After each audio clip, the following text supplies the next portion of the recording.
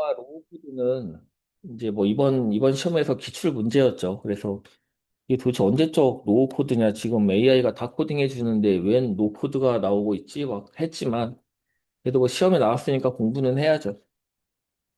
그래서 뭐 이 노 코드랑 로우 코드의 차이 정도는 조금만 느낌상 알아가시면 될 것 같아요. 노 코드는 그냥 코딩 없이 하는 거고, 로우 코드는 최소한의 코드를 갖고 한다.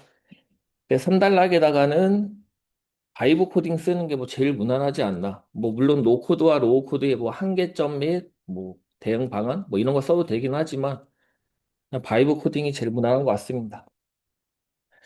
그 다음에 소프트웨어 유지보수 향상 및 비용 절감을 위한 3R인데 이게 원래 이제 2교시형인데 2교시형인데 1교시형으로 이제 써보시라고 냈고 이거를 이제 답을 쓰는 방법은 뭐 크게 보면은 한 세 가지 정도라고 볼 수 있을 것 같은데 첫 번째는 그 1단락에다가 3R의 정의를 쓰고 2단락 가에다가 3R의 개념도를 그리고 나에다가 각각 설명하고 뭐 이렇게 쓰는 방법이 이제 제일 뭐 무난한 방법일 것 같고 아니면 내가 조금 더 이 문제에다가 분량을 써서 차별화를 하겠다라고 하면은 1단락에다가 리버스 엔지니어링, 2단락에다가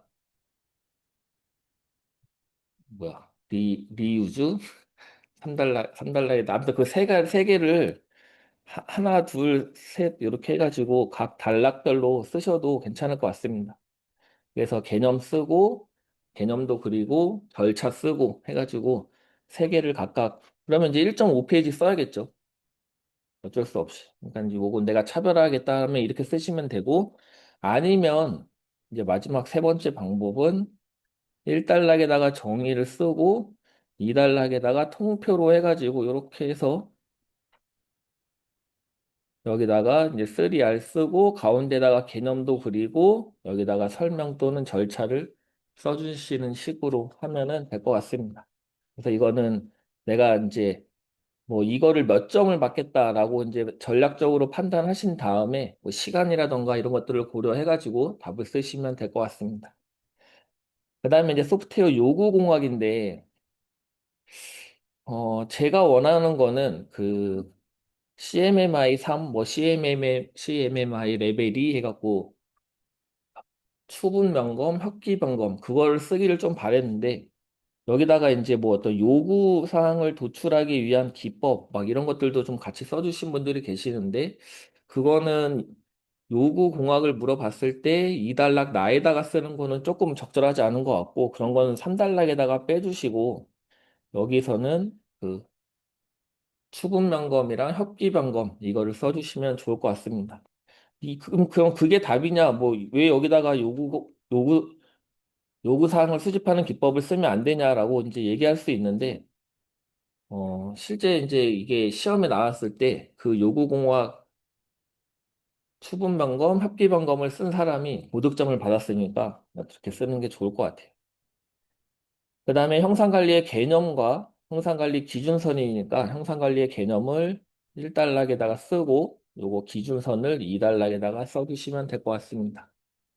그래서 아무래도 이제 개념을 물어본 거니까 개념만 쓰긴 좀 뭐하니까 그 식통감기까지 좀 같이 써주시면 좋을 것 같고 기준선도 단순히 그냥 기분설시 재운 그것만 쓰기보다는 라이프 사이클별로 어떤 단계에 뭐가 들어간다 좀 시각적으로 보여주시면 좋을 것 같고 5번 안전성 분석 기법인데 여기다가 뭐 어떤 분들이 막 블랙박스 테스트, 화이트박스 테스트 이런 걸 쓰셨던데 물론 뭐 테스트를 하면 안전성이 올라가긴 하겠지만 여기서 물어본 거랑은 조금 결이 안 맞는 것 같습니다. 여기서는 뭐 FTA라던가 FMEA, 하좁, STPA, 뭐 오샤 뭐 이런 것들을 좀 자세하게 써주시는 게 좋을 것 같고 이것도 마찬가지로 뭐 가에다가 개념도로 그거 있잖아요. 뭐 이렇게 각 단계별로 뭐 한 네 단계 있고 뭐 여기서 FT 하고 뭐 여기서 FME 하고 뭐 이거 뭐 이렇게 가는 그림이 있는데 그거 그리고 나에다가 각 기법에 대해서 3단표로 설명하고 이렇게 답을 써도 되는데 저는 그거는 조금 아쉬운 것 같아요. 그렇게, 이 문제는 그렇게 답을 쓰는 게 차라리 이렇게 통표로 해가지고, 이렇게 해서 여기다가 기법 써주고, 가운데다 개념도 그리고, 각각의 특징에 대해서 써주고, 이렇게 답을 써주시는 게 이거는 좋은 것 같습니다.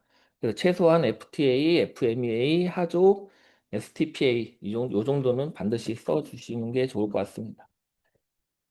그다음에 이제 모노로식 아키텍처와 마이크로 서비스 아키텍처인데 뭐 이거는 개념도를 좀 잘 그려주시는 게 좋을 것 같아요. 모노로식과 MSA 개념도만 보더라도 아, 이 사람이 알고 있구나 뭐 이런 것들을 좀 잘 알 수 있게끔 개념도를 잘 그려주시고 마지막 3단락에다가는 그래서 모노로식을 MSA로 전환할 때 어떤 것들을 좀 고려해야 된다. 뭐 아니면 패턴 같은 것들에는 뭐가 있다. 이런 거 좀 언급해 주시는 게 무난한 것 같습니다.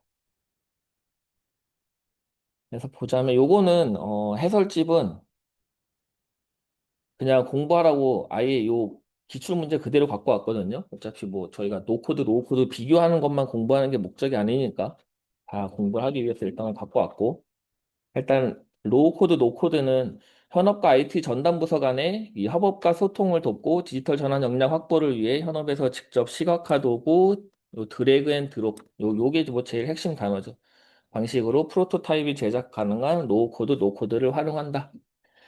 그 특징을 보자면 로우코드의 특징은 뭐 최소한의 코딩, 컴포넌트 재사용, 확장 가능 요런 차이점이 좀 있는 것 같습니다. 그래서 노코드랑 로우코드를 비교해 보자면은 노코드는 코딩이 없는 거죠.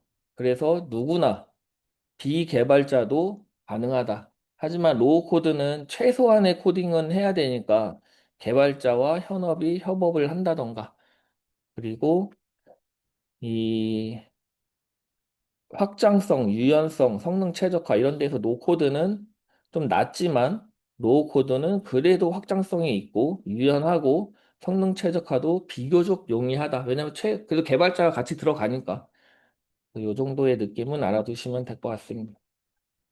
뭐 로우코드 적용 시 한계 이런 거는 그냥 상식적으로 뭐 기능이라던가 유연성 이런 게 좀 한계가 있고 성능에 한계가 있고 확장성에 한계가 있고 벤더 종속 요거는 꼭 알아두세요. 벤더 종속. 그리고 뭐 보안에 문제가 있겠죠. 이 정도는 알아두시면 될 것 같습니다. 그래서 AI 바이브 코딩이랑 연결 지어가지고 답을 갖고 가시면 될 것 같고, 그다음에 이제 3R.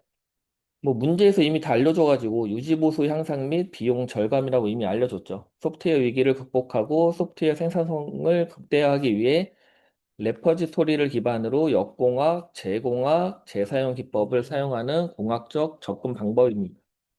요 그림을 그려도 되고, 요 그림을 그려도 되고 둘 중에 하나는 그려주시면 될 것 같고 그래서 역공학의 절차는 코드를 추출하고 그 다음에 코드를 분석하고 문서화한다. 제공학은 역공학을 한 다음에 재구조화하고 구현을 하는 거고 재사용은 순공학, 재사용 뭐 이렇게 간다. 절차 정도는 알아두시면 되겠습니다. 그러니까 이렇게 답을 쓰셔도 되고 아니면은 이 단락을 통표로 해가지고 각각의 개념도를 여기다가 그려주셔도 되겠습니다. 그거는 본인이 선택하셔서 하시면 되고. 그 다음에 이제 요구공학. 요구공학의 정의는 그래도 저는 이 요구사항이 들어가면 기능, 비기능, 요런 단어는 같이 좀 나왔으면 좋을 것 같습니다. 그래서 요구공학이란 시스템의 개발 변경의 목적을 식별하기 위해 이해관계자들의 요구를 이해 및 조정하여 체계적으로 수집, 분석, 명세화 확인하는 공정 또는 학문? 그냥 공학 기법 이렇게 쓰시면 될 것 같아요. 필요성은 읽어보시고 저는 요구공학 하면 개념도에다가 요렇게 그려주는 게 제일 무난한 것 같아요. 요렇게. 요구사항 개발에는 추분, 명, 검. 요구사항 관리에는 협기, 변, 검. 이렇게.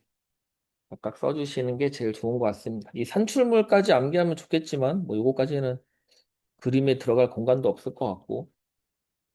그래서 요구사항 개발이 CMMI 레벨 3이고, 추분, 명, 검 암기하시면 되고, 요구사항 관리가 2레벨 협기, 변, 검. 이렇게 암기하시면 되겠습니다. 그 다음에 이제 3단락 같은 데다가 요구사항을 수집하는 기법 아니면 요구사항 명세서 이런 내용을 써주시면 되겠죠. 3단락에다가. 2단락에다가는 요 내용을 언급해 주시고 뭐 3단락에다가 요구사항 명세서를 써주셔도 될 것 같습니다. 요구사항 명세서란 특정 목적을 위해 사용자가 필요로 하는 조건이나 능력을 명시하는 것으로 계획서, 제안 요청서, 명세서 등 제시된 문서에 맞추어 대상 소프트웨어가 갖춰야 할 조건이나 능력을 기술한 내용을 요구사항 명세서라고 합니다. 그래서 요구사항 명세서에 들어가야 될 건 범, 목, 개, 제 이렇게 네 가지는 알아두시고 그 다음에 기능, 비기능 이런 내용들이 들어가면 되겠습니다. 요거는 읽어보시면 되고 그 다음에 형상관리. 형상관리란 형상 항목을 식별하여 그 기능적, 물리적 특성을 문서화하고 그러한 특성에 대한 변경을 제어하고 변경 처리 상태를 기록 및 보고하고 뭐 요구사항에 부합하는지 검증하는 기술적이고 관리적인 감독, 감시 활동을 형상관리라고 합니다. 그래서 요 네 단계는 반드시 암기하셔야 되고 식별, 통제, 감사, 기록, 그래갖고 식통, 감기 이렇게 암기하고 여기 레파지토리랑 여기 CCB까지 같이 꼭 써주시고 그 다음 이제 형상관리 기준선 우리가 기분, 설시, 재운 이렇게 외우는데 그래서 계획 단계가 기능, 요구 분석 단계가 분석, 설계 단계 설계, 구현 단계 시험, 통합 및 시험 단계가 제품, 섭취 및 운영이 운용 요 단계에 맞게끔 베이스라인을 해야 된다. 그래서 뭐 형상관리 도구 대표적인 거 우리가 알고 있는 SVN이랑 깃, 요 정도는 알고 계시죠? SVN은 중앙 집중, 깃은 분산, 요 정도 느낌은 갖고 가시면 될 것 같아요. 그 다음에 소프트웨어 안전성 분석 기법. 이 안전성 분석 기법은 소프트웨어 진흥법 30조죠, 30조. 그래도 시험에 한번 나왔던 거니까 알아두시고.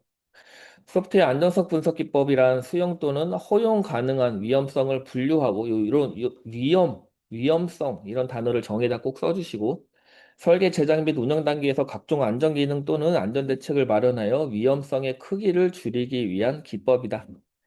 뭐 특징 넘어가고 대표적으로 FTA, FMEA, 하조 여기 있었고 누가 쓴 건가? 이건 좀 안 맞, 저는 좀 별론 것 같은데. 그래서 FTA 하면은 일단은 요 각각의 그림 좀 그려주시면 좋을 것 같아요. 그리고 FMEA 하면은 제일 중요한 게 요거 RPN. RPN은 반드시 써주시고, RPN이 뭐죠? 뭐 세 개 곱하는 거지? 검출 가능성. 네, 아무튼 그 세 가지. 저도 이제 슬슬 은퇴할 때가 된 것 같습니다. 가급하면은 요 가이드 워드를 꼭 써주시고, 그래서 여기다가 이제 그거 써줘야죠. 3단락 같은 데다가 STPA는 꼭 써주시면 될 것 같습니다. 기존에 이제 요런 FMEA랑 하조업의 이제 한계점이 있기 때문에 어떤 상호작용 이런 것들을 분석하기 위해서 이제 STPA까지 가고 있다. 그리고 뭐 여유가 된다고 하면은 관련된 원칙 같은 거, RRF랑 가맥 이런 것도 같이 언급해 주시면 좋을 것 같고, 그럼 비교는 저는 가급적 안 하는 게 좋을 것 같아요. 3단락에다가. 그 다음에 이제 MSA. 이게 모놀로스의 모놀로식이에요. 나는 식? 여기는 모놀로스라고 돼 있어갖고. 이렇게도 읽어요? 아니 저기 영어 단어에 원래 모놀리틱 하면 IC까지 붙이는데 아, 얘는 이렇게 돼 있다고? 모놀리스라고 아, 그래서 모놀리스와 MSA. 모놀리스는 이거죠. 하나로 퉁쳐져 있는 거, 이렇게 묶여져 있는 거. 그러다 보니까 DB가 하나인 거고, MSA는 큰 어플리케이션을 여러 개의 작은 어플리케이션으로 구현해서 조합하는 방법. 그래서 여러 개의 서비스로 쪼개져 있다. 그래서 각각의 DB가 있다. 이런 거 답 쓰실 때 여기다가 그냥 DB 이렇게 쓰지 마시고, 뭐 여기다가는 뭐 NoSQL이고, 여기다가는 뭐 RDBM이 쓰고, 조금 각각 다른 DB가 있는 것처럼 표현을 해주시면 좀 더 좋을 것 같습니다. 그래서 모놀리스 아키텍처 할 때는 요 수직 확장을 한다. MSA는 수평 확장을 한다. 이런 내용은 다 써주시면 좋을 것 같습니다. 그리고 유지보수. 모놀로식은 한 곳에서 하지만 MSA는 각각 독립적인 요지보수가 가능하다. 장애도 중요하죠. 하나의 장애가 전체 시스템에 영향을 준다면 MSA는 전체에 미치지 않고 특정 서비스에만 이제 영향을 미쳐서 최소화가 된다. 복잡성. 모놀로식은 초기에는 좀 낮지만 시간이 지날수록 이제 복잡해지죠. 하지만 MSA는 초기에는 조금 복잡하지만 시간이 지나도 유연성과 확장성이 좀 향상이 된다. 근데 이런 데다가 이제 그 13번에 있는 그 코네 이런 거 같이 좀 조직의 형태 이런 거 좀 같이 써줘도 좋을 것 같고. 그래서 MSA가 항상 문제점이 뭐예요? 이게 서비스가 쪼개지다 보니까 이 DB들 간의 어떤 데이터에 대한 정합성이라던가 이 쪼개져 있는 것들 간의 API 통신으로 인해서 안에서 이제 트래픽 같은 것들이 증가하잖아요. 그런 것들을 잘 처리를 해야 되는 내용들을 3단락에다가 언급해 주시면 될 것 같습니다. 오늘 그 2교시에 있던 MSA 패턴 같은 것들을 활용을 해서 MSA를 구현해야 된다라고 답을 써주시면 될 것 같고, 그 다음에 이제 2교시. 이 1번은 그 이번에 138회에서 컴시형 기출 문제입니다. 컴시형 기출 문제. 그러니까 벤치마크 테스트와 POC와 파일럿 테스트의 차이점을 비교하고 프로젝트 수행 시 통합 적용하는 시나리오를 제시하시오. 이제 물어본 거는 사실 두 개밖에 없잖아요. 차이점 비교가 가고 통합 적용하는 시나리오가 나. 이렇게 두 개를 물어봤다라고 생각하면 되는데 그러면 이제 두 개를 물어봤으니까 당연히 요거는 2달러, 요거는 3달러. 요렇게 가는 게 제일 무난하겠죠. 그럼 1달러에다가는 벤치마크 테스트, POC, 파일럿 테스트 이런 것들을 왜 필요하다. 각각에 대한 개념을 써줄 필요가 없죠. 1달러에다가. 차이점을 비교하라고 했으니까 어차피 2달러의 개념이 나올 거기 때문에 1달러에다가는 이게 왜 필요한 거다. 이렇게 좀 묶어갖고 언급해 주시고 2단락에 가에다가 개념 비교, 나에다가 상세 비교, 3단락에다가는 이 시나리오를 제시하는데 이런 시나리오를 문장으로 표로 표현하면은 보는 사람이 이 사람이 어떤 거를 썼는지 알아보기가 쉽지 않아요.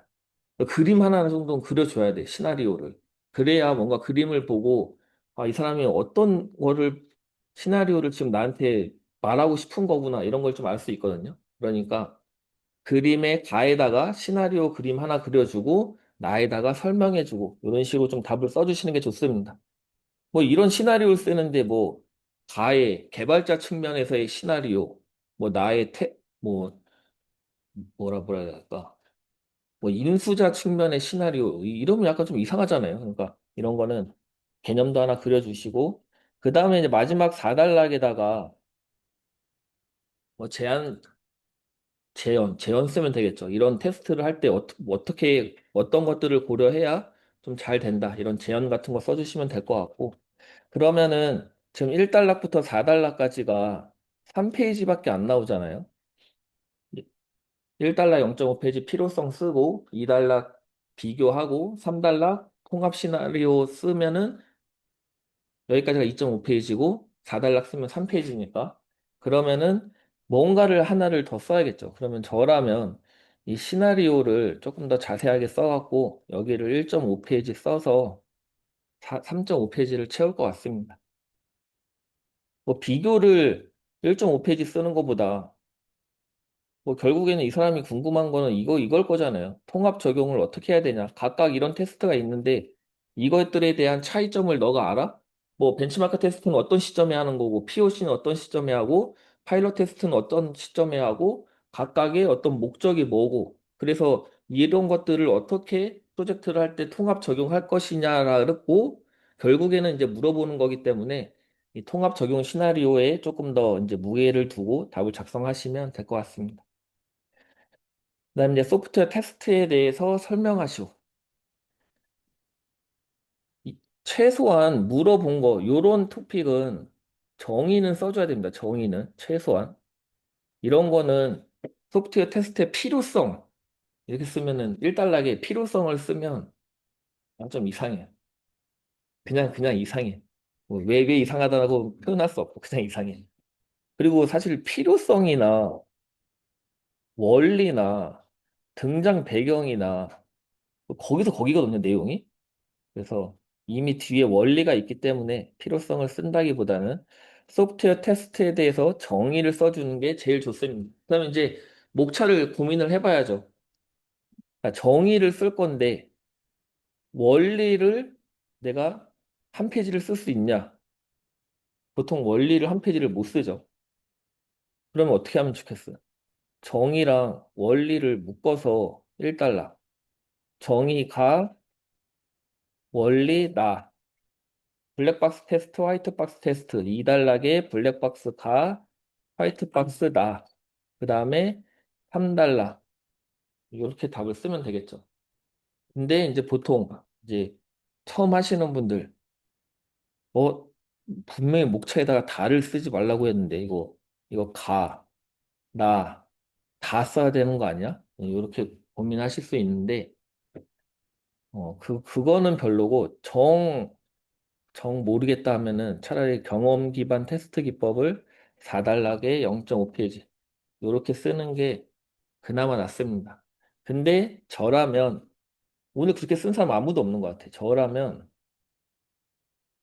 어, 이렇게 해가지고 그냥 통표로 썼을 것 같아. 통표로. 명세, 구조, 경험 기반. 이렇게 해가지고 통표로 썼을 것 같습니다. 그 다음에 4단락에다가 재현. 이렇게 답을 썼을 것 같아요. 저는. 가고 3번. 아, 제가 이거 3번 지금 채점을 못하고 왔는데. 그냥 채점은, 피드백은 이따가 멘토링 할 때 하고 그냥 해설만 하겠습니다. 자, AI를 통해 몇 줄의 프롬프트만으로 실행 가능한 코드를 얻을 수 있고, 빠른 프로토타이핑과 테스트가 가능해지면서 전통적인 소프트웨어 개발 패러다임이 변화하고 있다. 그러니까 사실 이번 시험에 지금 이게 나올 게 아니라 이게 나왔어야죠. 사실 이번 시험에.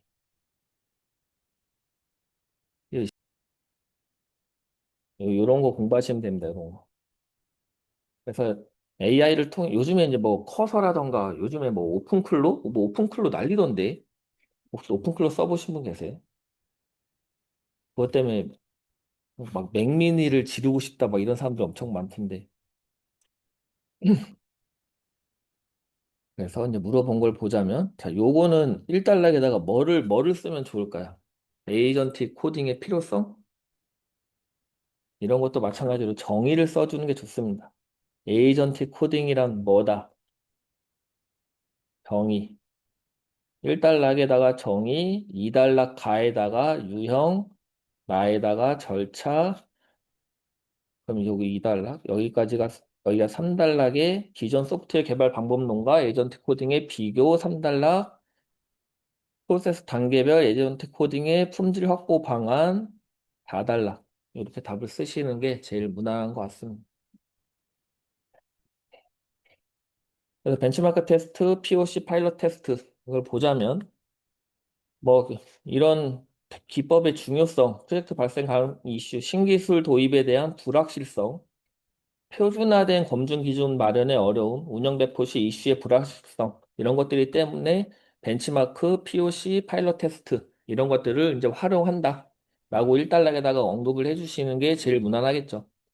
그 다음에 이제 2단락부터 이제 각각의 개념에 대해서 오늘 답 쓰실 때 이게 3단 3개나 비교해야 되는데 개념을 비교할 때 그냥 요렇게만 하면 돼요. 요렇게만. 벤치마크, POC, 파일럿 테스트. 요렇게만 비교하면 되는데, 아니, 어차피 정의잖아요. 정의 비교. 가는.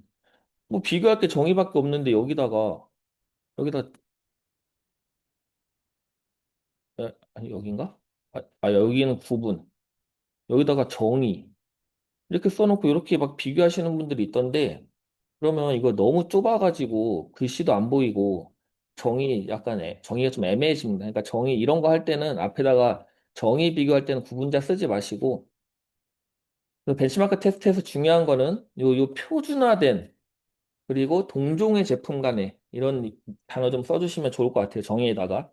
그리고 POC는 검증한다. 새로운 어떤 기술이라던가 아이디어 이런 것들에 대해서 검증한다는 내용을 써주시고 파일럿 테스트는 실제 환경에 적용하기 전에 소규모로 하는 테스트다. 이렇게 좀 써주시면 좋을 것 같습니다. 정의에다가 이런 내용을 좀 꼭 언급해 주세요. 그래야지 각각 다른 차이점 같은 것들을 알 수 있으니까. 그래서 목적은 벤치마크 테스트는 제품 간의 비교 우위를 산정하기 위해서 우리가 그 BMT, 소프트웨어 진흥법이 있잖아요. BMT 뭐예요? BMT 정의할 때 나오는 단어 뭐예요? 동종의 제품 간 이런 거 있잖아요. 그러니까는 그 BMT가 요거잖아. 똑같은 거. 목적 그래서 비교 우위를 하기 위해 POC는 기술에 대한 타당성을 확인하기 위해 아 이게 진짜 실제로 실현 가능해? 이런 것들을 이제 확인하는 거죠. 파일럿 테스트는 리스크를 사전에 탐지하기 위해서 하는 게 파일럿 테스트다. 이런 것들은 꼭 목적은 알아두시면 될 것 같고 그리고 수행 시점을 알아야 이따가 3단락에서 그래서 이거를 어떻게 프로젝트를 할 때 통합해서 적용할 것이냐 이게 나오죠. 벤치마크 테스트는 제품의 도입 및 기획 단계. 그래서 우리가 어떤 제품을 선택할 것이냐, 제품을 도입할 때 수많은 솔루션 중에 뭐를 고를 것이냐 하는 게 벤치마크 테스트고, POC는 설계 및 구현 초기 단계에 이게 진짜로 실현 가능해? 라는 거를 하는 거고, 파일럿 테스트는 운영으로 전환하기 직전에, 우리가 실제로 이거를 배포하기 직전에 파일럿 테스트 같은 것들을 해보는 거죠. 그래서 수행 시점까지는 꼭 알아두시면 되겠습니다. 그래서 뭐 개념도가 이렇게 있다는데, 뭐 이게 꼭 이런 거 막 꼭 이렇지만은 않은 것 같아요. POC도 어떻게 보면은 테스트 범위가 넓은 거 아닌가? 약간 저는 이렇게 POC가 있어야 된다고 생각하는데 아니지 아니지 아니 하, 뭔 말이야 아무튼 요렇게 되어 있다고 합니다. 그래서 요 관점을 알아두세요. 관점. 이 벤치마크 테스트는 효율성을 보는 거고 POC는 타당한지 여부, 파일럿 테스트는 안정성에 대해서 평가를 한다. 주요 관점에서는 이 관점은 꼭 알아두시면 되겠습니다. 근데 여기서 알아야 될 거는 개념과 목적과 수행 시점과 주요 관점 이 정도만 알아두시고 나머지는 소설 쓰시면 되는 거죠. 여기는 별로 안 중요한 것 같아요. 여기는. 그래서 프로젝트 수행 시에 통합 적용하는 시나리오, 이걸 어떻게 통합 적용할 것이냐. 그래서 기획 단계와 솔루션 선정하는 단계와 프로젝트를 수행할 때와 구축 및 배포할 때. 그래서 이렇게 기획 단계에서 POC를 통해서 기술에 대한 타당성을 검증하고 솔루션을 선정할 때에는 벤치마크 테스트를 통해서 솔루션에 대한 이제 공종의 제품 간의 성능 테스트를 하고 구축 및 배포하기 전에 요 발생 가능한 이슈를 사전에 식별하기 위해 파일럿 테스트를 한다. 이런 그림 같은 거 하나 그려주면은 채점하는 사람이 좀 이해하기 쉽겠죠. 그거를 이렇게 글로 써놓은 거니까 오늘 읽어보시면 되겠습니다. 그래서 결국에는 POC로 실현 가능한지를 검증하고 BMT로 최고의 제품을 선정하고 파일럿 테스트로 실제 운영 중에 발생 가능한 오류를 제거하는 것이 이 시나리오의 핵심이라고 해요. 세 가지를 같이 쓰는. 그다음에 뭐 POC 벤치마크 테스트, 파일럿 테스트 통합 연계를 위한 뭐 거버넌스가 이런 것들이 있다고 하는데 뭐 이거 그냥 DME에다가 뭐 밑에다가 그냥 뭐 POC, BMT, 파일럿 써놓은 거니까 뭐 어려운 건 아닌 것 같습니다. 네? 얘끼리 먼저 합치시하고 파일럿 하는 게 일반적인 그래요? BMT에서 네. 제품을 선정한 다음에 선정한 제품 가지고 그 컨셉추얼하게 환경 조성해서 우리가 도입하고자 하는 제품 이런 거에 있는 를 확인하고 살릴 거거든요.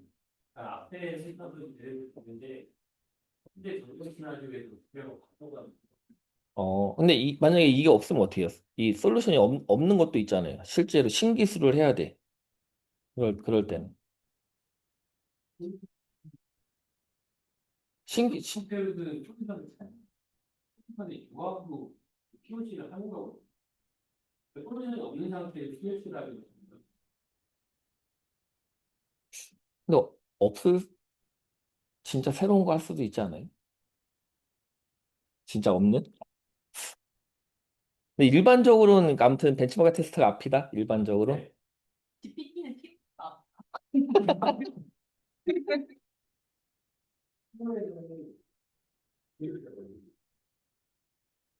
표준이 선정되고 그 선정된 그거 가지고 아무래도 가조를 할 테니까 네, 지금 다른 거 그래요.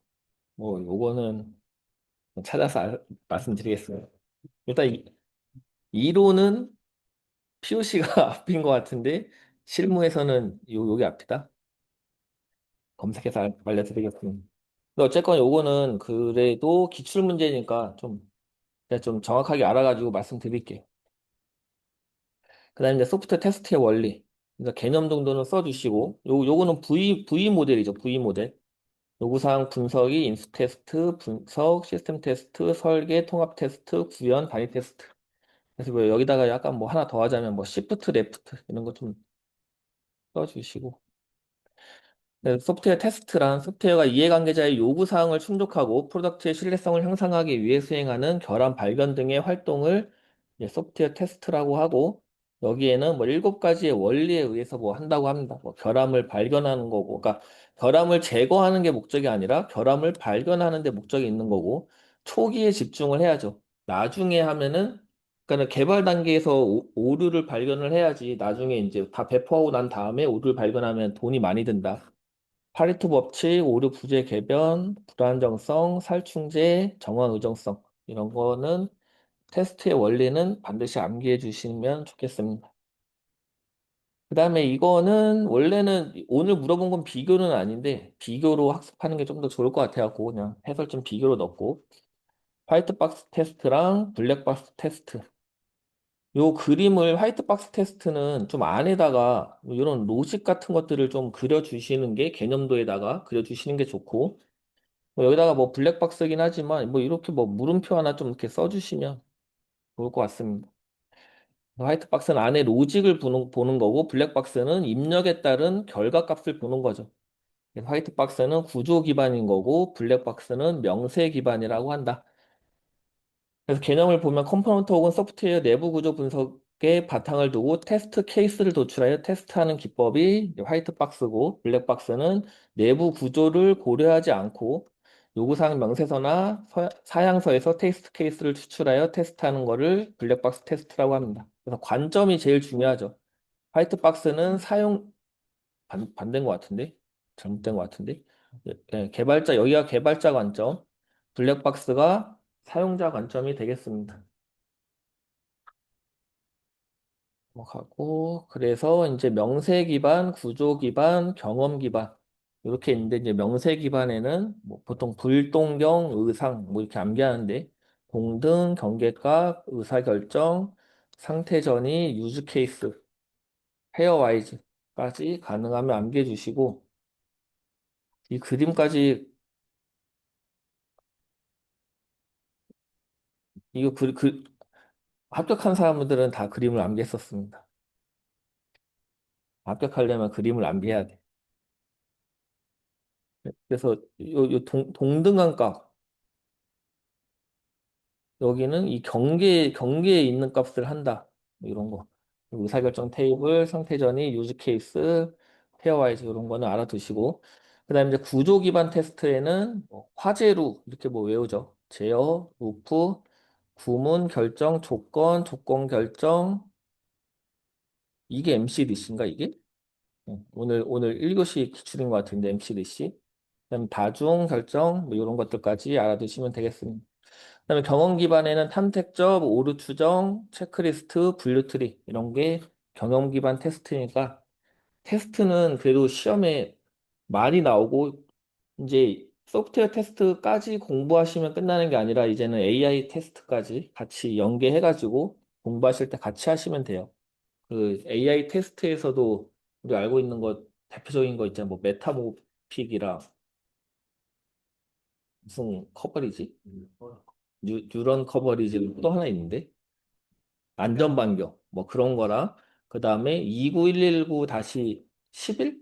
11이 AI 테스트잖아요. 그리고 42119까지 이렇게까지 알아두시면 되겠습니다. 같이 연계해 갖고 알아두세요. 그래서 이런 거 나오면 4단락 만약에 내가 4단락을 쓸 여유가 있다라고 하면은 기존 소프트웨어 테스트는 이런 것들이 있지만 이제는 AI에 대한 테스트는 기존 테스트로 한계가 있기 때문에 앞으로 테스트는 어떻게 변화되고 있다. 이런 거 언급해 주시면 될 것 같아요. 그다음에 이제 에이전틱 코딩. 아, 이제 저같이 코딩을 못하는 사람은 빨리 이 시대가 좀 빨리 왔으면 좋겠어. 진짜 그냥 말로 코딩할 수 있는 시대. AI가 개발자처럼 에이전트 역할을 수행하는 에이전트 코딩의 개요. 에이전트 코딩이란 AI가 목표를 이해하고 작업을 계획하며 실행하고 스스로 검증 수정까지 수행하는 자율형 소프트웨어 개발 방법론이라고 합니다. 에이전트 코딩의 필요성은 뭐 소프트웨어 복잡성이 급증하고 생산성이 정체되고 지속적인 변경 요구되고 에이전트 코딩의 유형은 뭐 싱글, 멀티, 뭐 코파일럿, 휴먼 인더 루프 뭐 이런 게 있다고 하는데 이거 뭐 별로 저는 그렇게 중요한 것 같지는 않고 그냥 아니야 이런 게 있구나 정도 알아두시고 에이전트 코딩의 절차로는 뭐 목표에 대해서 이해하고 태스크 플래닝을 하고 환경에 대해서 인지하고 그다음에 코딩을 실행한 다음에 그것들에 대해서 테스트하고 검증하고 뭐 거의 똑같은 것 같은데 요게 제일 중요한 것 같습니다. 요거 사용자의 목표를 이해하는 거. 그다음에 여기다가 셀프 리페어 루프도 있는데 여기다 휴먼 인더 루프 이런 것도 좀 같이 써주시면 좋을 것 같아요. 그다음에 여기다가 이제 지속적으로 CI/CD를 한다. 지속적으로 배포하고 모델을 다시 업데이트하고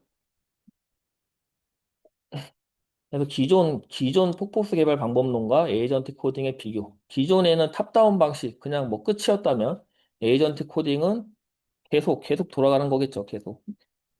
그래서 미리 정의된 요구사항을 수집 분석 디자인한다면 에이전트 코딩은 개발자의 의도와 시스템 목표를 자연어로 정의하고 자율적으로 수행을 한다. 테스트는 기존 폭포수는 마지막에 하지만 에이전트 코딩은 테스트 명세 중심 루프 주기 단위로 테스트를 한다. 릴리즈는 기존은 빅뱅이라면 얘는 뭐 목표 달성 시 출시 및 성능을 추적한다. 그래서 미리 정의된 시스템 달성을 위한 SDLC 절차는 유사하나 에이전트 코딩은 의도 중심 설계로 작동하는 소프트웨어 출시를 위한 피드백 루프를 수행한다. 얘는 가는 폭포수, 나는 애자일과 비교를 한 것 같은데 뭐 이렇게까지 할 필요는 없고 저는 그냥 기존 소프트웨어 개발 방법론과 에이전트 코딩의 개념 비교가 나 상세 비교 이렇게만 하면 될 것 같습니다. 그래서 SDLC 프로세스 단계별 에이전트 코딩의 소프트웨어 품질 확보 방안 뭐 여기 있는 내용들도 당연히 뭐 좋지만 저는 뭐 프롬프트 엔지니어링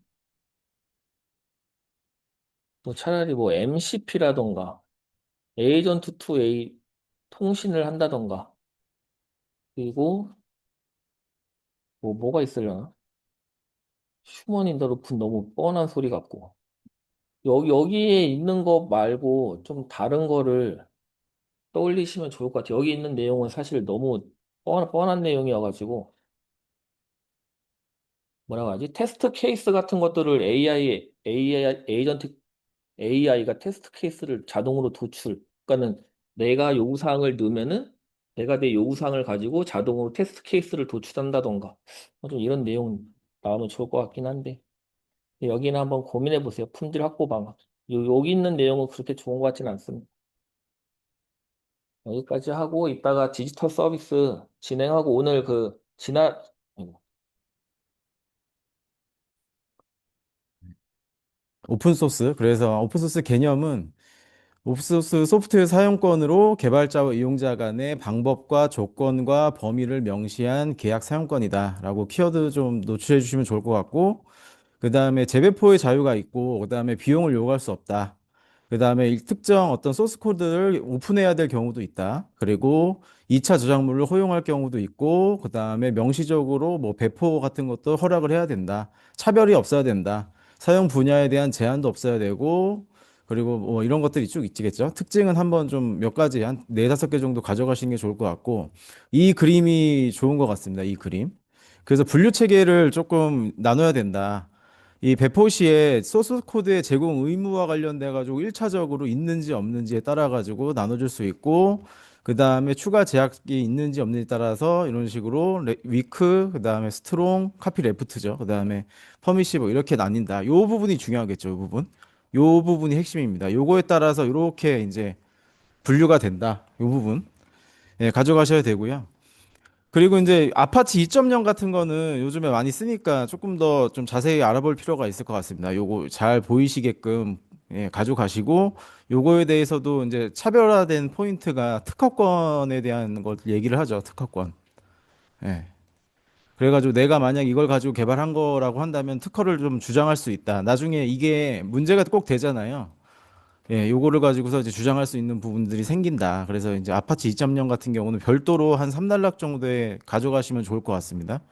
그래서 요 구분대로 일단 이 구분만 잘해도 아, 이 사람 어느 정도 알겠구나라고 생각을 하고 예, 이 BSD, GPL, MPL 요거에 따라 가지고 안에 뭐가 들어가는지 그리고 GPL, LGPL, 뭐 AGPL 이런 것도 있잖아요. 네트워크까지 오픈한 거, 네트워크. 네. 이런 것까지 좀 알고 가시면 좋을 것 같습니다. 네. 그래서 가장 중요한 분류 체계도 다시 한번 가져가시고 이 특히 위크, 스트롱, 퍼미시브 이 세 개는 꼭 보여야 된다. 이 키워드입니다. 이 세 가지. 네, 이렇게 가져가시면 좋을 것 같습니다. 자, 그리고 뭐그 오픈 소스 나오면은 S밤 여기 꼭 나오잖아요. 예, 같이 곁들여 주시고 어딘가에 강글에도 꼭 있어야 되고요. 그다음에 뭐 오픈 소스 거버넌스 뭐 그런 프레임워크 이런 거 있잖아요. 그런 것까지 함께 가져가시면 좋을 것 같고요. 자, 객체 지향 설계 원리 요거 나왔는데 저희 법례만 좀 다시 한번 짚고 넘어갈게요. 요거 법례가 저희 서브노트 쪽에 좀 잘못돼 있어서 법례를 제가 좀 보내드릴게요. 지금 단톡방에 공유를 할게요. 네. 자, 그래가지고 법례를 좀 보시면 네. 요거거든요. 클래스 다이어그램을 일단 그려야 된다라는데 여기가 중요할 것 같습니다. 여기 화살표 보시면 일단 검은색 화살표는 없어요. 그러니까 이 네이버나 어디 구글링 해보시면 아시겠지만 이쪽 화살표 요 화살표가 약간 이렇게 꺾이다 보니까 꺾이거나 아니면 약간 그 이 뭐죠? 이 화살표의 굵기가 굵어지다 보니까 가끔 이 꽉 찬 검은 화살표가 있는 것처럼 약간 착각하실 수가 있을 것 같은데 일단 이 화살표 자체가 검게 되어 있는 건 없다. 그렇게 보시면 될 것 같고, 약간 이게 꺾인 화살표다. 대부분이 그렇고, 여기서는 일반화하고 실체화할 때만 이렇게 삼각형이 비어 있는 흰색 화살표다라고 보시면 될 것 같고요. 그리고 검은색이 꽉 차 있는 경우에는 여기 보시면은 합성 복합 연관에 있어가지고 이 다이아몬드 형태 있잖아요. 이쪽이 이렇게 색깔이 칠해진다라고 이제 보시면 되겠습니다. 요 법례, 이 표기법을 좀 다시 한번 꼭 확실히 짚어 넘어가셨으면 좋겠고요. 좀 아래 읽어보시면 아시겠지만 여기에 마이너스와 플러스의 의미 있잖아요. 여기. 예, 그래가지고 이 클래스 안에서 선언하고 있는 그런 것들 네, 다시 한번 좀 예, 확실히 가져가시기 바랍니다. 그리고 네모 박스가 둥근 박스가 아니라 각진 박스다. 클래스 명칭과 안에 선언하는 것들 마이너스 플러스의 의미 다시 한번 좀 보시면 좋을 것 같습니다. 그래서 결론적으로 지금 여기 저희가 지금 보고 있는 요거 있잖아요. 네. 여기 있는 그림도 이거 잘못됐죠. 요게. 예. 요게 어떤 UI 이거 그리는 툴 자체에서 이렇게 표시를 하는 것 같기도 하고 아니면은 이걸 그냥 파워포인트로 그리다 보니까 이렇게밖에 안 된 것 같은데 제가 보내드린 그림으로 다시 한번 거꾸로 예, 보다 이게 이런 식으로 그리셔야 됩니다. 이런 식으로. 네. 그래서 검은색 화살표는 없다. 네. 여기 조금 더 정확하게 가져가시면 좋겠습니다. 이 부분을. 자, 그래서 리스코프 치안 원칙, 부모 클래스 타입이 선언된 곳에 자식으로 대입해도 문제가 없도록 설계해야 된다. 네, 대입이죠, 대입. 부모를 자식으로 대입해도 문제가 없도록 설계해야 된다. 확장이 좋아진다. 그죠? 그래서 자식 클래스가 부모 클래스 특성을 그대로 유지를 하면서 확장이 가능하고 안정적인 일관성이다. 읽어보시면 알 것 같고요. 리스코프 교수가 제시를 했다. 그리고 이 그림 다시 한번 보시면 좋을 것 같고, 자, 그리고 여기 보시면은 뭐 구성 요소로 풀었네요. 클래스, 상위 클래스와 하위 클래스가 당연히 있을 것이고, 오버라이딩, 메서드에서 하위 클래스를 재정해서 사용을 한다. 계약과 유지가 된다. 그러니까 상위 클래스에서 정의된 메서드의 전제 조건은 후속 결과를 당연히 자식이 받으니까 클래스가 유지를 한다. 계약 유지, 오버라이딩. 네. 그리고 나머지는 읽어보시고 코드까지 가져가시면 좋겠습니다. 이쪽에서 이런 식으로 예, 상속 받아서 메서드를 호출해서 사용을 한다. 이렇게 보시면 되겠죠. 자, 그리고 MCDC. 예, 요 그림이 꼭 1단락에서 개념과 같이 보였으면 좋겠어요. 저는 요 그림. 그래가지고 조건하고 결정을 다 이제 묶고 있는 그런 커버리지다. 그래서 이제 조건은 개별 조건이 적어도 한 번 참고가 거치신 경우, 그리고 이제 결정 커버리지는 전체 결정문이 적어도 한 번 된다. 개별과 전체 적어도 한 번, 네, 이렇게 가져가시면 될 것 같고, 요 표가 중요하다고 그랬죠. 그 1, 0으로 하셔도 되고요. 아니면 이렇게 TF로 하셔도 되는데 중요한 건 뭐예요? 여기죠, 여기. 테스트 케이스가 어디가 되느냐? 2번, 3번, 4번이 MCDC의 커버리지다라고 보시면 되겠습니다. 2번, 3번, 4번. 여기. 네. 그래가지고 노란색으로 체크가 돼 있었죠. 저기 그 서브노트에는 노란색으로 이렇게 이제 되어 있을 텐데, 요 2번, 3번, 4번 요쪽이 테스트 케이스가 되는 그런 케이스고, 여기서 보시면 요거에 대해서 해석을 하자면 A 조건 기준으로는 뭐예요? A 조건이니까 A가 뭔가 바뀌어야 되겠죠. 그러니까 2번하고 3번이 되는 거고, B 조건으로 되는 거는 B가 바뀌어야 되겠죠. 그러니까 3번하고 4번, 그리고 2, 3, 4가 다 한 번씩 봐야 된다라고는 전체적으로 다 돼야 된다. 그래서 요 표를 해석하자면 A 조건으로 봤을 때는 2번, 4번이고, B 조건으로 봤을 때는 3번, 4번이고, 두 가지를 다 만족시킨 거는 2, 3, 4다. 요거 다시 한번 조금 좀 깊게 보시기 바랍니다. 그러니까 이런 문제 나오면, 그렇죠? 요런 조건 써가면서 이렇게 분해 나가면서 이렇게 케이스를 도출해 나가야 되겠죠. 네. 그래서 요거 참고 한번 보시고요. 계산 문제로 나올 수 있다. 네. 저번에 그 기출 문제가 동등분할 문제가 나왔죠. 동등분할 문제도 나올 수 있고, 이런 식으로 MCDC를 분해해 가지고 케이스 도출하는 방법도 나올 수 있으니까 꼭 한번 읽어 보시기 바랍니다. 네. 자, 그리고 테스트 기법 중에서 백투백을 썼는데, 오늘 여러 가지 좋은 얘기 많이 써주셨는데, 중요한 거는 동등한 입력값으로 동일한 결과가 나오는지 이것만 보여주시면 될 것 같습니다. 여기. 그리고 두 개 이상의 다양한 컴포넌트. 그러니까 결국은 버전이죠, 버전. 버전이 여러 가지 버전이라거나 아니면은 as is to be 뭐 시스템을 이렇게 마이그레이션 했었을 때 A 시스템과 B 시스템이 동일한 로직을 갖고 있는데 뭔가 변경을 했다거나 마이그레이션 했다거나 이런 거에 대해서 비교해서 에러를 찾아내는 기법이 백투백 테스팅이라고 보시면 될 것 같습니다. 그러니까 결국은 여기 오늘 2626이도 많이 적어주셨는데, 자동차나 항공기나 신뢰성이 굉장히 중요한 곳에서 중요하다라고 여기 리드문에 그래서 박아놨죠. 저기 리드문에 신뢰성을 위한 테스트 기법이다. 요거 올려서 써주시면 좋을 것 같고, 신뢰성. 아니면 26262와 같이 이렇게 앞에다가 키워드도 넣어주시는 것도 괜찮을 것 같습니다. 자, 이 그림 보시면 아시겠지만 결국은 여러 가지 버전이 있다. 버전이 n개다라고 해가지고 땡땡땡 이렇게 식으로 해서 버전이 여러 개가 있을 수가 있고, 그다음에 결국은 비교하고 분석을 한다라고 이렇게 그림을 해줬고, 테스트는 절차가 중요하다고 그랬잖아요. 그래서 절차 다시 한번 보시는데 중간에 여기 보시면 병렬 테스트 실행을 한다. 테스트 케이스를 바탕으로 두 시스템의 병렬 테스트 수행을 하고 결과 비교 도구를 가지고서 차이점 식별하고 문제가 없는지 확인한다. 네. 이렇게 보시면 되겠습니다. 자, 요구사항 추적표 또는 요구사항 추적 매트릭스 RTM이라고 하는데, RTM. 그렇죠? 그래서 요구사항에서 이 최초 요구사항에 따라 가지고 요구사항이 변경 또는 최초 요구사항이 있으면 최종 산출물까지의 연결 추적성을 제공을 한다는 거잖아요. 연결 추적성. 네. 연결 추적성. 그래서 어디부터예요? 최초 요구사항부터 최종의 화면 또는 최종의 산출물까지. 최종 산출물까지. 최초 요구부터. 네. 이런 단어들이 좀 보였으면 좋겠습니다. 그래서 연결 추적성이라는 말을 설명한 매트릭스 또는 문서다. 그래서 요구사항이 맨 처음에 있고, 요 항목이 중요하다고 그랬잖아요. 그래서 요구사항 매트릭스에 대한 표를 실질적으로 그려주셔야 된다. 요구사항 아이디, 유즈케이스 아이디, 그 다음에 화면 아이디, 설계 아이디, 테이블 아이디, 여기 화면 아이디 있죠. 그 다음에 테스트 아이디, 뭐 이런 것들이 쭉 있겠죠. 그다음 요 항목에 대해서 그래서 한 개씩 조금 더 깊게 풀어주시면은 내용이 들어가면은 좋겠습니다. 한 개씩 좀 볼게요. 요구 아이디, 이거에 대한 설명, 그다음에 요구 사항의 유형이 있겠죠. 비기능 또는 기능 요구 이런 것들이 있고 우선순위도 넣을 수가 있고요. 그다음에 연관 시스템 모듈, 그다음 이 지금 요구 사항이 테스트를 누가 했고 테스트 결과가 어떻고 어떤 변경 이력이 있는지 검토는 누가 하였는지 이런 것들이 다 요구사항 매트릭스에 들어가는 그런 항목들이 되겠습니다. 네. 결국은 변경 관리에서 굉장히 좋죠. 예. 최초 이, 이 변경이 됐을 때 이런 이력 관리를 할 수 있으니까. 그렇죠? 여기 좋은 거고 요구 대한 검증. 최초의 요구 사항이 어떤 화면으로 나타났는가, 그리고 테스트는 되었는가까지 확인할 수 있으니까 요 세 가지가 핵심적인 부분일 것 같습니다. 네. 그래서 이거는 물어본 건 뭐예요? 결국은 장점이잖아요, 얘는. 그래서 장점 위주로 좋아지는 거, 활용 또는 장점 이런 식으로 예, 뭔가 3단락에다가 이거는 좋은 거잖아요. 이 출제자는 이게 나쁘다라고 얘기한 게 이거 좋은 거니까 잘 써야 된다라고 출제를 했을 겁니다. 그러니까 이런 장점 위주로 3단락에 구성해 주시면 좋을 것 같고요. 자, 베리피케이션과 밸리데이션, V 모델. 네. 그래서 V 모델을 오늘 3단락에다 적어 주시는 거 있는데 뒤에다 빼지 마시고 바로 1단락에다가 옮겨 적으시면서 두 가지 방법이 있는데 일단 1, 2로 하는 방법이 있고요. 목차를 잡을 때.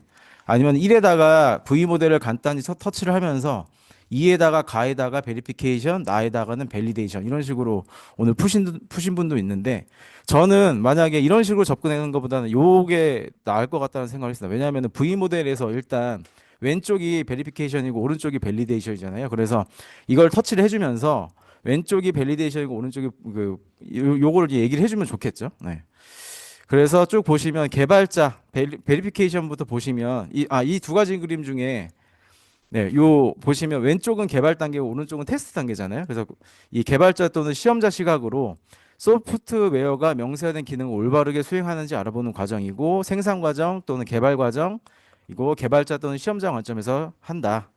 밸리데이션은 여기 보시면 아시겠지만 요 키워드 때문에 제가 요 그림을 넣었습니다. 라이트 프로덕트 라이트냐 아니면 라이트 프로덕트냐 이것만 보여줘도 바로 관점이라고 이제 저희가 하나 더 넣을 수가 있거든요. 예, 여기다가 관점을 하나 꼭 여기에서 이거보다는 이 프로덕트 라이트 이 말이 좋을 것 같고 그다음 이쪽에는 라이트 프로덕트 이 말이 좋을 것 같습니다. 이렇게 해주시면 될 것 같고 결국은 밸리데이션은 사용자 관점이다. 생산된 제품이 올바르게 동작하는지 알아보는 그런 목적을 가지고서 검증을 한다. 그리고 여기에서 보시면은 좀 키워드들이 빠졌는데 여기 이쪽에서 그래서 저희가 워크스루, 인스펙션 이런 거 하잖아요. 워크스루, 인스펙션 이런 것들이 있는 거고. 예. 여기는 각종 이 사용자들이 뭐 테스트도 하고 뭐 설문도 하고 뭐 하잖아요. 이런 것들이 사용자 관점에서 조금 추가적으로 이루어질 수 있다. 이렇게 보시면 되겠습니다. 자, 그래서 3단락을 터치하는 것보다는 이 문제는 1단락에서 V 모델을 보여주면서 2하고 2가 나에다가 이런 식으로 각각의 내용을 설명해 주시는 것도 괜찮은 방법 중에 하나다. 알려드리고요. 그 다음에 요거는 문제로 나올 수는 없는데 요즘 이제 MSA 요쪽에 하도 이제 이 화두가 되다 보니까 이런 코네이 법칙 하나 정도 알고 계시면은 나중에 어디다 써먹을 수 있을 것 같아서 일단 문제를 출제해봤고 그다음에 두 번째 의도는 항상 쓸 수 없는 문제나 좀 생소한 거를 한 개씩 좀 섞으려고 노력을 하고 있습니다. 그러니까 항상 저희 시험에서는 아는 것만 나오진 않으니까 그래서 코네이 법칙이라고 하나 가져와 봤고 결국은 뭐 멜빈 코네이가 제안한 법칙인데 이 조직이 결국 조직의 어떤 그런 형태라던가 커뮤니케이션 구조가 이 시스템 아키텍처 설계에 영향을 주게 된다라는 거고 뭐 투 피자 팀 막 그래가지고 뭐 크로스 펑셔널한 팀이라던가 뭐 이렇게 팀 문화에 따라 가지고 이거에 따라서 소프트웨어 아키텍처나 설계가 영향을 준다라고 이제 이렇게 되는 거죠. 그래서 대규모로 된 데는 모놀리식이 적접할 수 이렇게 이런 식으로 돼야 되는 게 맞는 거고 작은 규모로 크로스 펑셔널 팀은 MSA로 하는 게 맞는 거고 그 법칙이 코네이 법칙이라고 보시면 되겠습니다. 그래서 코네이의 클린 스테이트라고 있는데 요거는 알고 계시면 더 좋을 것 같아요. 디파인, 리인, 뭐 리엔지니어 스트럭처 있는데 일단은 조직 구성을 할 때 비즈니스 미션을 정의를 하고 프로세스를 안에 이제 구성을 하고 그 다음에 최종적으로 조직을 구성하라라는 거고 역코네이라고 해가지고요. 결국은 조직에서 조직 기반으로 이렇게 시스템 설계를 하는 것도 좋지만 설계를 먼저 해놓고 그 다음에 거꾸로 조직을 맞추는 것도 방법일 수도 있다라는 게 여코네이라고 보시면 되겠습니다. 네. 이렇게 1교시 풀이하고요. 그 다음에 2교시는 4번부터 제가 냈는데 4번은 뭐 이제 눈 감고도 쓰실 수 있을 것 같습니다. 요구사항. 그래서 요구사항의 품질 속성 한 개씩 읽어보겠습니다. 완전성, 정확성, 명확성, 일관성, 특이성, 검증 가능성, 수정 용이성, 추적성, 이해 가능성. 그래서 당연히 소프트는 완전해야 되고 정확해야 되고 이해관계자가 명확하게 이해해야 되고 그다음에 일관적으로 모순이 없어야 되고 네, 그리고 뭐 등등등 있죠. 네, 이런 것들은 다 알고 계셔야 되고요. 자, 요구사항 노출 기법, 인터뷰, 설문지, 브레인스토밍, 관찰, 워크샵, 유즈 케이스와 관련해서 뭐 이 유즈 케이스 다이어그램을 그려보면서 하는 방법. 프로토타이핑도 어떻게 보면 의사소통 방법 중에 하나라고 했죠. 맨 처음에 요구사항이 굉장히 불분명할 때 이런 것들을 만들어 봄으로써 고객의 언어로 피드백을 받아보면서 요구사항을 도출할 수 있다. 이것도 하나의 방법이다. 이렇게 말씀드렸던 기억이 나고요. 자, 요구사항 개발 프로세스, 추분 점검. 자, 그래서 추출해서 요구사항 도출을 대사를 선정을 하고 여기 기법 여기 한번 다 디테일 꼭 가져가십시오. 그리고 분석할 수 있는 방법 UML, ERD, 시나리오 기반. 그다음에 명세할 때 SRS. 네. 그리고 검증할 때 여기 VMV 있었죠? 리뷰, 인스펙션. 아까 저희가 배웠던 거 다 나왔습니다. 여기. 자, 그래서 요구사항과 요구사항의 명세가 일치하는지에 대해서 최종적으로 검증을 하고 진행해야 된다. 그리고 요구사항 명세 평가 기준, 정확성, 명확성, 일관성 아까 같은 얘기죠. 네, 이런 거 기준으로 검증을 한다라고 보시면 되겠습니다. 그리고 CI/CD에서 파이프라인인데 데브세곱스 적용 방안을 하라고 했죠. 이거는 제가 봤을 때는 다 알고 계세요. 지금 우리가 보안에 대한 공부를 많이 했기 때문에 보안 관련된 키워드를 다 알고 계시는데 요거는 목차를 오늘 제가 좀 많이 봤습니다. 얼마나 논리적으로 잘 풀었는가. 일단 CI/CD에서 그렇죠? 문제 요구한 건 뭐냐면 CI/CD 파이프라인에서예요. 예, 그러니까 얘를 일단 첫 번째 설명을 해줘야 되고 두 번째는 데브세고스 적용 방안인데 자 기승전이라고 했잖아요. 기승전 1단락, 2단락, 3단락 3단락이 항상 중요하다.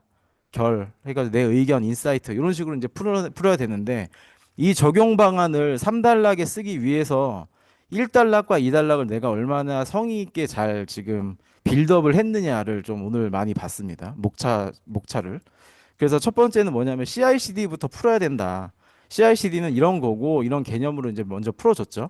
그러니까 CI/CD는 맨 처음에 인테그레이션, 통합을 개발해서 하면서 코드를 통합해 나가야 되고 디플로이는 뭐예요? 운영하기 위해서 저희가 배포를 하잖아요. 어떻게 보면 이런 관점이라 되겠죠. 그러면은 맨 처음에 CI/CD가 이렇고 그다음에 CI/CD 파이프라인 이렇다라고 설명을 해주면은 1단락은 될 거고 그다음에 2단락은 그럼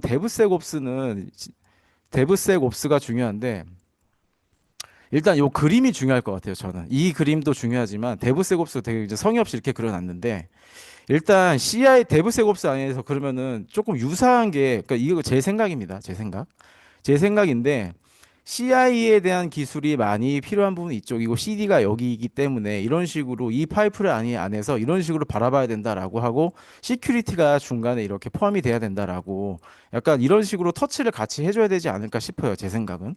그러니까 그냥 아무런 생각 없이 내가 적용할 수 있는 그런 위치 있잖아요. 위치. 이 적용에 대한 위치를 좀 터치를 해줘야 되는데 오늘 대부분의 분들이 잘하신 분도 있긴 한데 요거에 대한 내용 없이 약간 앞에 빌드업 없이 그냥 바로 들어가신 분들이 있으시더라.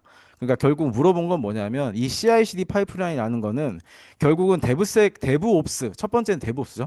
데브옵스를 어떻게 보면 실현하기 위해서 이 CI/CD가 파이프라인 안에서 데브옵스가 이런 식으로 따라 붙는데 데브섹옵스 시큐리티는 결국은 이 중간에 있는 것이 아니라 어떻게 보면 이렇게 크게 꾸려져야 되겠죠. 시큐리티를.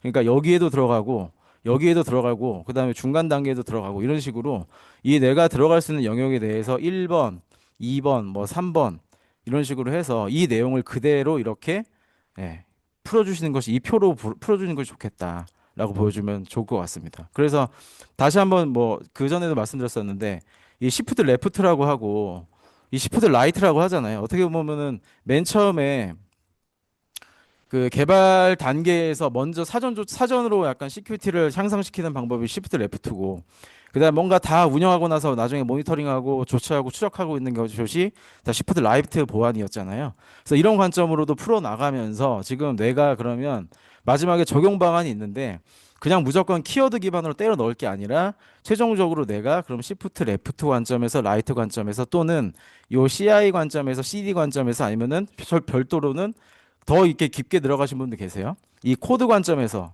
빌드 관점에서, 테스트 관점에서, 디플로이 관점에서, 오퍼레이션 관점에서 이런 것들을 구분으로 잡아주시면서 굉장히 내가 적용 방안에 대해서 그냥 아무데나 하는 게 아니라 이게 뭐죠? 이 라이프 사이클? 요 사이클 안에서 내가 각각의 기술들을 이렇게 많이 알고 있다라고 접근하시는 것이 이 문제의 핵심 포인트가 아닐까 싶습니다. 그래서 이 키워드는 정말 많이 알고 계시더라고요. 여기서 들어가는 거 뭐 사스트, 다스트, 그다음에 뭐 OPA 오늘 제가 말씀드렸던 OPA 게이트키퍼 뭐 등등 그다음에 뭐 심, 소아 뭐 등등 많이 있는데 그거에 대한 위치 판단을 다시 한번 해보시기 바랍니다. 이게 시프트 레프트 쪽인지 라이트 쪽인지 그거를 잘 구분을 해내시고 여기 안에서 내가 대한 위치라는 건 뭐냐면은 적용을 할 수 있는 위치별로 어떤 것들을 해낼 수 있는 것인가 그런 식으로 빌드업을 하신 분을 고득점을 일단 드렸습니다. 그래서 다시 한번 그거에 대해서 고민 한번 해보시면 좋은 문제다라고 해서 출제를 했고요.